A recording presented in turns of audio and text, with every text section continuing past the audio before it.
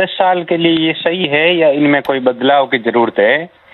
एक और मुझे जो ELSS फंड है उसको बंद करना है और नया एक मल्टी कैप जोड़ना चाहता हूँ। क्या मल्टी कैप फंड की जगह है तो कौन सा फंड ऐड करूँ?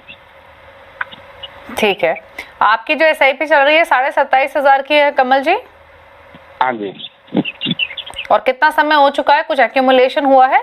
अभी 3 साल हो गए, 10 लाख पोर्टफोलियो वैल्यू में कुछ एक्स्ट्रा ऐड अच्छा, और जो 10% स्टेप अप भी आप कर रहे हैं? हाँ। ओके, और जो आपने डिटेल्स भेजी थी उसके मुताबिक 1 करोड़ का आपका लक्ष्य है 15 ईयर्स में, right?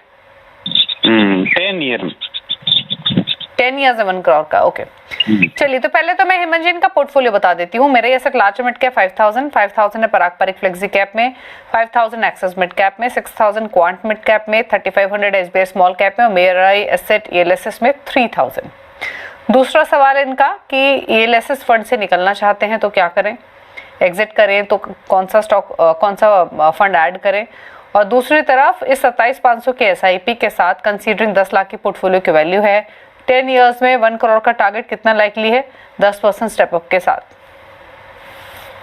Ji Deepali, I think शुरुआत करते हैं इनके टारगेट से, जैसा इन्होंने कहा, और साथ ही इन्होंने कहा कि कमिटेड है कि अपनी इन्वेस्टमेंट को हर साल 10% से स्टेप अप करेंगे, जो हम हमेशा कहते हैं कि बहुत ही अच्छी स्ट्रैटेजी है, क्योंकि एक तो कहीं ना कहीं आपकी सेविंग और इन्वेस्टमेंट दोनों में वो डिसिप्लिन लेके आती है, और साथ में ये भी इंश्योर करती है कि आपका जो बढ़ती इनकम है उसका आपको 6-7 जो आपके इन्वेस्टमेंट में जाए, जो यूजुअली किसी भी निवेशक के लिए करना मुश्किल होता है।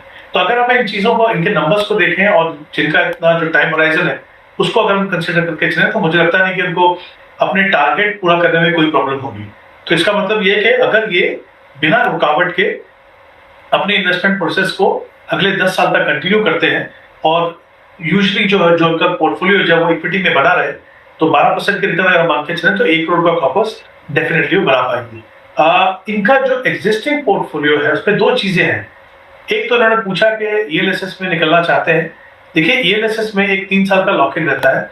अगर आपका लॉक इन पीरियड खत्म हो चुका है तो डेफिनेटली आप वहां से निकल सकते हैं। आप ELSS में है तो और कुछ और फंड मैं आपको रिकमेंड कर रहा हूँ, क्योंकि मुझे लगता है कि आपके पोर्टफोलियो में पराग पारिक को छोड़ के बाकी जो फंड्स हैं उनमें अगर आप थोड़ा बदलाव करेंगे तो आप कहीं ना कहीं अपने जो पोर्टफोलियो है उसके रिटर्न के पोटेंशियल को बढ़ाएंगे।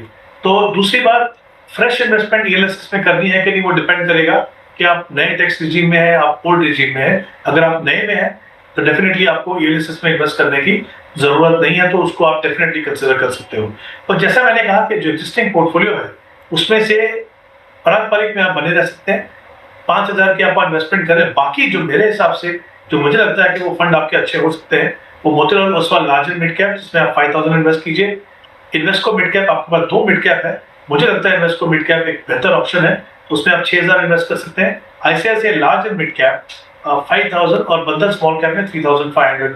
मैंने जो एलोकेशन आपको दिया है ELSS का भी दिया है, HDFC ELSS 3,000 का, बट अगेन आपको जरूरत है कि नहीं उसके ऊपर वो डिपेंड करता है। अदरवाइज जैसा इन्होंने कहा कि एक मल्टी कैप फंड वो लेना चाहते हैं, तो मल्टी कैप डेफिनेटली आप ले सकते हैं। मे बी आप कोटक मल्टी कैप को आप कंसीडर कर लीजिए, जो पैसा ELSS के अंदर इन्वेस्ट करें। इस तरह से बदलाव की जरूरत है। आपकी स्ट्रैटेजी बिल्कुल सही है, स्टेप अप करना बहुत ही इंपॉर्टेंट है आपके लिए। जैसे मैंने कहा, आप लक्ष्य पूरा कर पाएंगे, बट पोर्टफोलियो को थोड़ा सा अभी कंसोलिडेट करना और थोड़ा सा रीअलाइन करने की जरूरत है। ओके, चलिए, तो ये सलाह आपके पोर्टफोलियो को लेकर मल्टी कैप फंड भी आपको सजेस्ट किया गया है आपके पोर्टफोलियो में।